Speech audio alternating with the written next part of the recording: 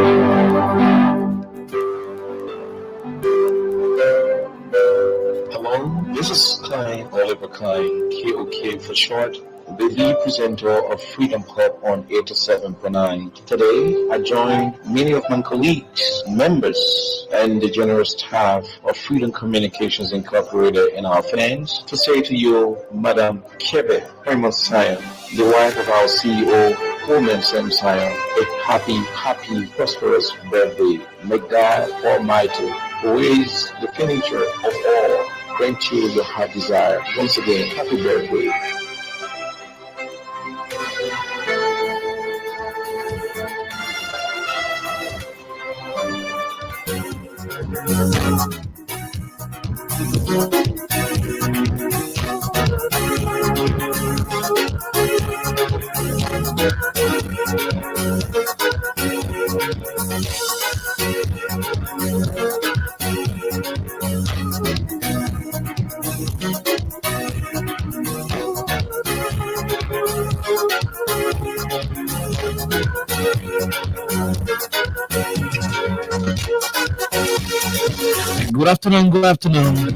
Good afternoon and a pleasant welcome to Freedom Hub on 87.9. This is the official voice of Freedom Communications Incorporated.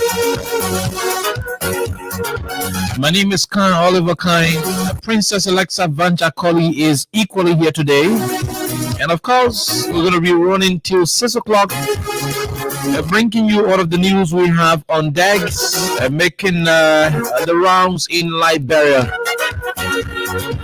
Too many issues, too many claims and counterclaims within the corridors of power.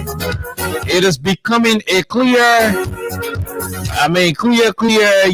evidence that Liberia is not represented on the foreign scene.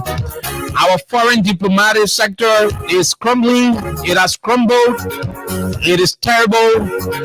It is not making sense at all due to the presence of D. Maxwell Sakimia, an individual who is not a repeat, who is a serious liability to our foreign policy. Yeah. We bring you several newspaper, articles from the United States of America, where our foreign minister is being published in the U.S. for allegations of sexual harassment and other disgraceful things. What is it? What do we stand to benefit as a country if we keep, having such an individual at the, face of our country? The Ministry of Foreign Affairs is almost Liberia's face. With no doubt, that ministry is the face of our country. It deals with the external forces of our country, branding of our country. And so if it is being presided over by an individual who is a suspect of child molestation, sexual harassment, and all of the different stuff, then it means as a country and people we will need to rethink and redesign our path. Without having the appointing power, we will only flag these issues, and hopefully those who are close with the authority to ensure that appointments are done will deeply get involved. Good news for Liberia, good news for our country. Like we said earlier on the Monday's edition, ArcelorMittal in Liberia signed a contract, a concession agreement that will see a lot of jobs being provided, coupled with a package of over 800 million US dollars. We bring you all of those issues as well. During the course of the second segment, we're going to be looking at the Ministry of Transport's recent reduction in the transportation fares across the country, with specific reference to the kekes operators, the buses, taxis, all of the commercial operators. Something is not adding up. Something is technically, not good. And of course, we would need to look into the issue from a holistic perspective, bringing you all of what you need to know about trending issues in Liberia. So it is a good news on the part of the government to have reduced transportation fares across the country. Again, there are other technical issues we will need to take into consideration if we will intend to have this initiative a very successful one in the end. Gross disrespect, desperation for power, and the issue of supremacy. The clash for supremacy is the order of the day in the opposition community. When Alexander Cummings was ruthlessly responded to by Amin Moda. So it was not easy when the government say this is exactly what's going on. So in my possession is a communication from Amin Moda, the head of Belekasa. And of course, when we mention Belekasa, you know exactly what comes to your mind. Oh yeah? So Amin Moda wrote Alexander Cummings this piece of communication. And it is in our possession. We'll be reading this communication to deeper into what's happening. Is Unity Party morally upright to do the kind of things? Are they, playing smart in the end? Were they successful in their criminal, sinister, and clever political attempt to use the, somehow, a little clean records of the other parties to regain political relevance? Were they successful? Are they already successful? Join the conversation. We will dig deeper. So folks are of the opinion that Liberty Party, the Alternative National Congress, and the All Liberian Party thought otherwise, to join the Unity Party or the vice versa as a way of giving Unity Party brand new life. I repeat, the Unity Party died the day Ellen Johnson Sirleaf left power, as a way of coming back, as a way of trying to resuscitate that political institution. We witnessed the establishment of the CPP.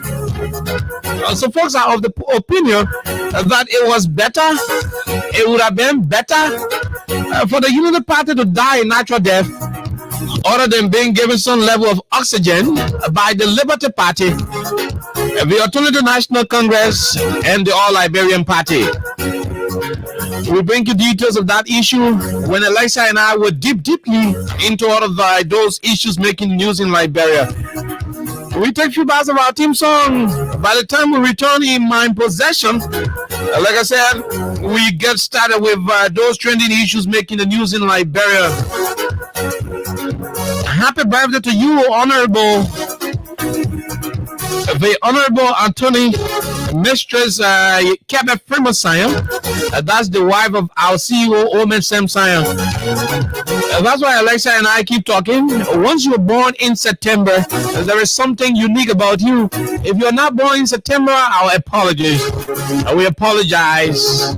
If you have the chance to be born again, I repeat, if you have the chance to be born again, you can, ask God, or better still, ask your parents to remake you in September. Yeah, remake you in September.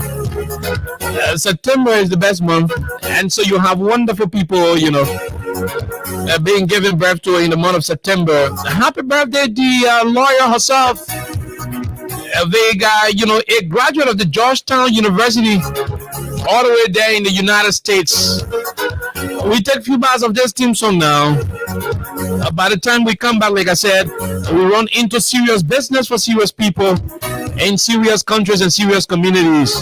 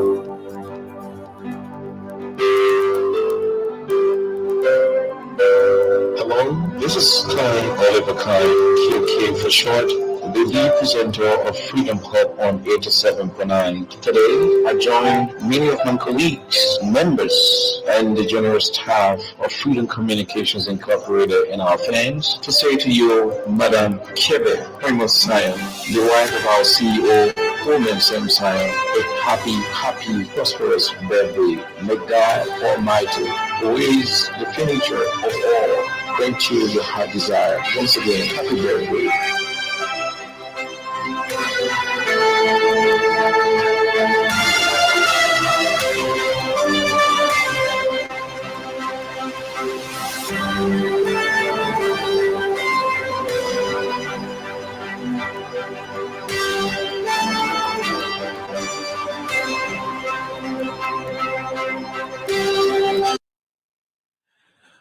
Okay, so welcome back to the program Freedom Hub on 87.9. Alexa, good afternoon, my dear. Good afternoon, Oliver. I hope you're doing okay. And I would like to say good day to all of you who are following via the radio and also the internet. I would like to say welcome to another great edition of Freedom Hub. Happy birthday to you, Anthony Kebe, of course. Today's your birthday, and on behalf of everyone at Freedom Communications Incorporated, Oliver and I would like to say happy birthday to you, and we wish you all the best. And it's a privilege indeed that you're born in September, the best month ever. So we have a lot to talk about. For those of you who followed yesterday, you definitely know exactly what we talked about. So it's more like we're going to continue on that path to discuss some of the things, of course. And Oliver broke a news. That was something already published in some of the newspapers across the country regarding, settlement and stuff like that. So we're going to be talking about that and a lot of trending issues in the country. So welcome. Okay, so basically we are we're happy that we're back on the radio on this wonderful edition. Today is the 14th day of September, and like she said rightly, it is a happy birthday treat to all of those of you excuse me, celebrating on today. So we're going to be looking into series of issues, but I'd like to have from the beginning the Ministry of Transport was able to reduce the transportation fares across the country, specifically with commercial vehicles. Obviously, it will be commercial vehicles and Of course. the different tricycles and whatever. So there are concerns, from some of the vehicle operators, specifically those who are using the keke, the taxi drivers. There are concerns they are raising, and coupled with other reservation they are having. So I just don't know what you make of what has happened before we come in with our own input, and perhaps take some calls on it during the course of the first segment. And when we come back, we look into the communication from Amin Moda to Alex Cummins. It is becoming very interesting there in the CPP, especially when the cow feces, the cow manure, or the cow poo poo has finally been uncovered. So I want us to touch on the issue that has to do with the transportation fares, then we can move forward. I mean, Oliver, if you can remember, I had to send some documents to our, wherever we usually do our stuff, and I was really waiting for this moment to, really discuss exactly what is going on with the transport ministry in dialogue. The recent regulation they just had about the reduction in transport fares across Monrovia and other places so far, since they reduced the registration fee for commercial vehicles across the country. So number one, I would like to say, well, that is somehow commendable. Yeah, that is somehow something to really appreciate the Ministry of Transport for, if we're going to be looking at it on the other side. So thanks to them for that. But there are a couple of issues, and this is not the first time that such a regulation or has been passed, where you have people to really follow and drivers to be satisfied and to also work smoothly with exactly what the Ministry of Transport has already said to them or has already proposed to them. This is something that has happened before, and it continues to happen. But with this one, I think there's a need for the Ministry of Transport to equally work along with taxi drivers, like the tricycles, rather as well, to understand exactly some of the difficulties they face. Because just the other day, someone told me, Alexa, someone said from Old Road to Red Light, I think $50 or something like that. I think I sent some of the stuff in this group. I'm trying to get it, but my network. So if you can get it for me, Oliver, I'll really appreciate. So someone was like, you're paying $50 from Old Road to Red Light, but then whenever you get on commercial car, I mean, you're going to have a driver to tell you, well, no, you're not going to pay that money, and don't really focus on exactly what Ministry of Transport said or what Ministry of Transport wrote, because that's exactly what they've said over the period, but they don't take into consideration, I mean, how much we're buying gasoline, and, how we really cope with trying to get this as exactly how they have already proposed, and what do we benefit as a people, because that's like a business, Oliver. I have a cab, and you are someone who already read whatever the Ministry of Transport wrote. You're somebody who've already listened to it via the radio. And then you get back to me, I have a car. You don't know exactly how I'm trying to, get gasoline. You don't know how much I'm really paying for it. But because that is a regulation, you definitely expect me to, follow everything the Ministry of Transport has already said. So now that would be a problem, because whenever you get on my car and then we get at your destination, you're trying to pay me $50, but I'm telling you, no, you can't give me $50. You have to pay me $100 or $150. That becomes a problem, and rather there is a misunderstanding. So at the end of the day, what exactly Ministry of Transport has said, that is something that is not being paid any attention, because people don't want to really focus on something that won't benefit them. So that's a problem, serious disagreement. So you have people going into chaos, and at the end of the day, it becomes a major problem. So, when I sat and definitely read exactly what the Ministry of Transport wrote, I was like, wow, this is impressive.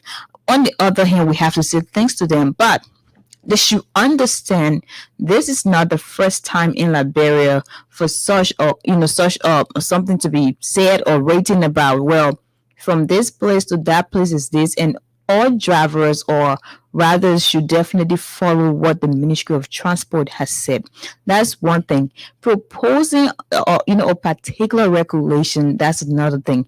But what exactly are you doing to help all of those people to follow the regulation? You can't sit in your office and just write and then people follow. No, you have to go exactly to know what exactly these people are really going through. You have to understand how they get gasoline. You have to understand the agreement. There should be an agreement. There should be task force, because you say, well, taxi drivers, you're paying probably maybe $150, and now you're paying $70. You have bus drivers where you're paying $250, now you're paying $150 or something like that. So as long as we have already reduced, the money you used to pay before just to register your car, now you can also follow our regulation.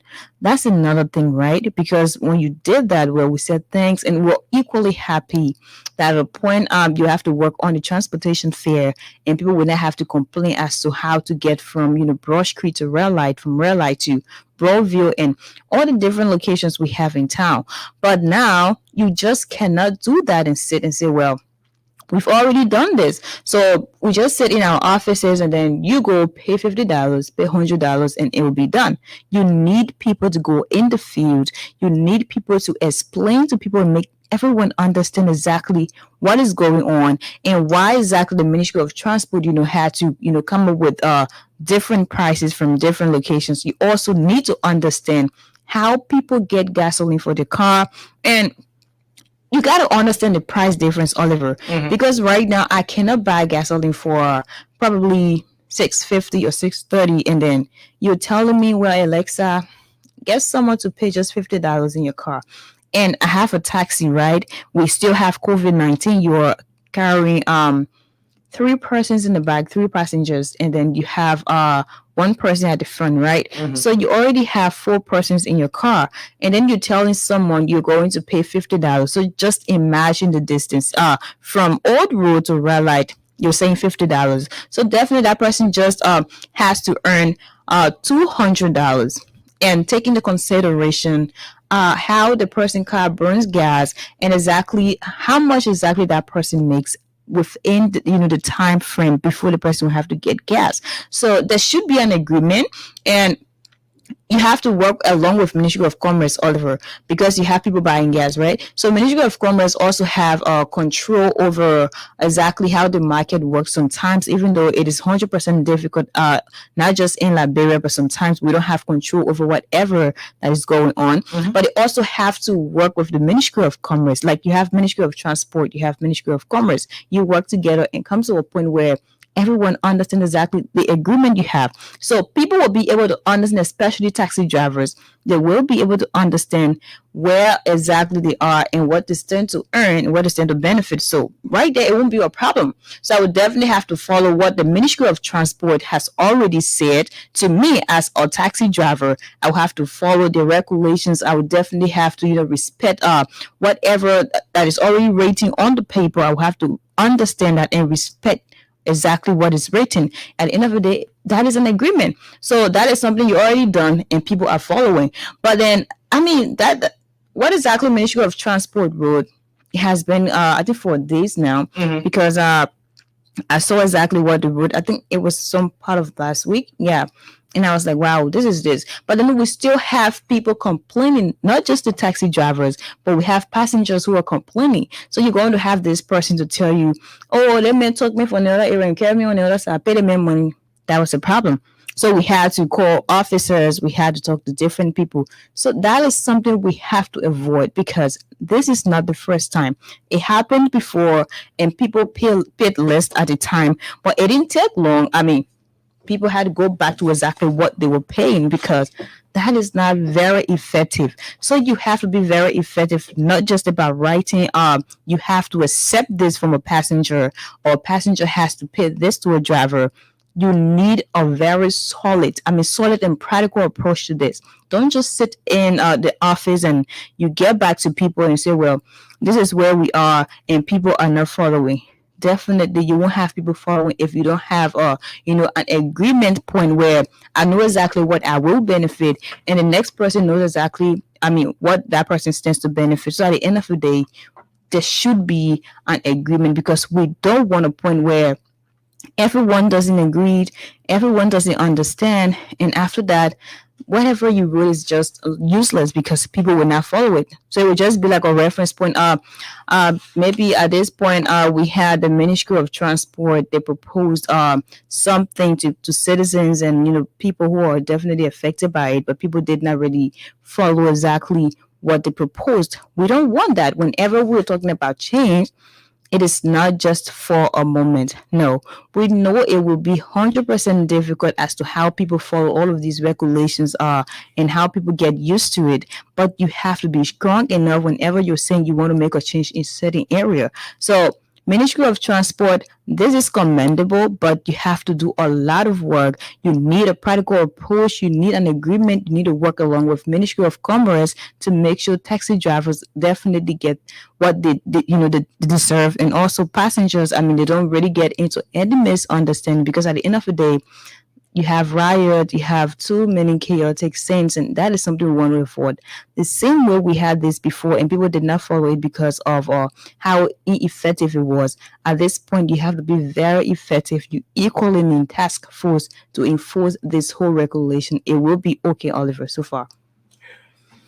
Okay, so look, basically you nailed it, and it was a wonderful thing that I had to sort your opinion on a first note before running into this business. Now, let me bring you what it is.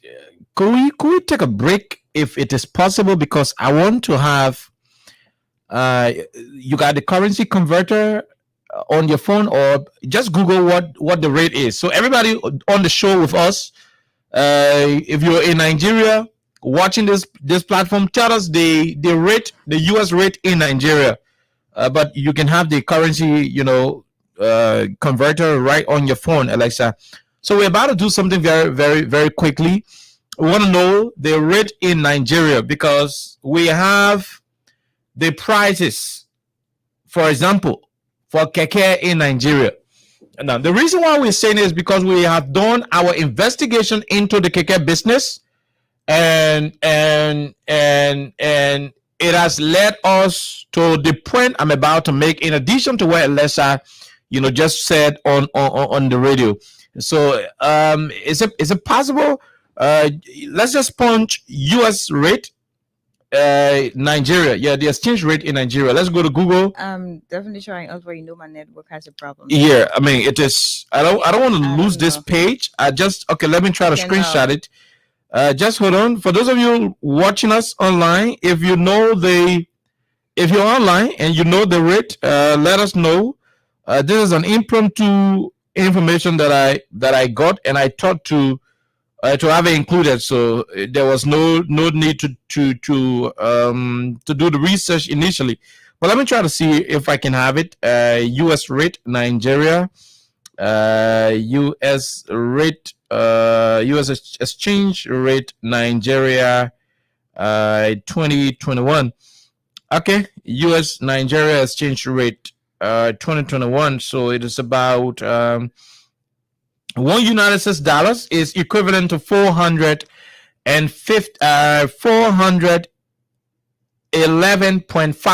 naira.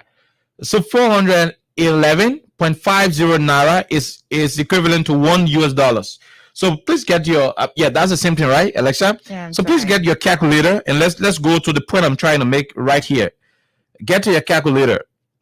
There is something very funny in this country that we want to identify, and I hope those in authority will listen, so that our passengers, our keke operators, and our keke owners will not be victimized as a result of this thing.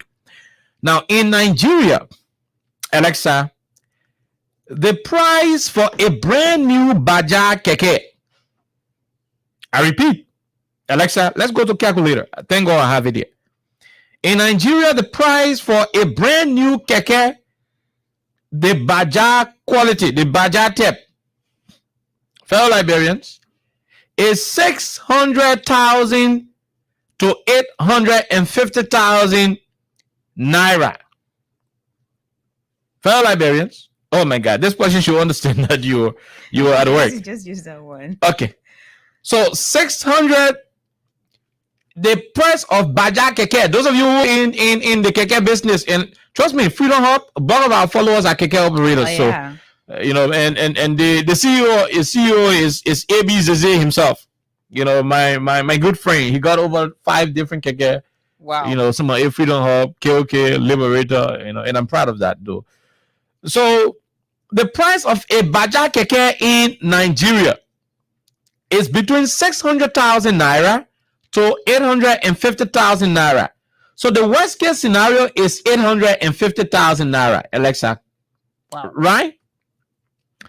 Divided by 411, Alexa, 0.50. What is the amount you have there? The price of a brand new Baja Keke in Nigeria. It is being sold in Nigeria for 600 to 850,000 naira. Right? So assuming, we take the worst case scenario, which is the highest price, which will be at 850,000 naira. When you divide 850,000 naira by the exchange rate, which is 411.50 naira, you will have 2,000. Oh my God! Wow, this is this is really, really, really troubling. This is really troubling. We take a break. We're going to be right back. Let's take a quick break.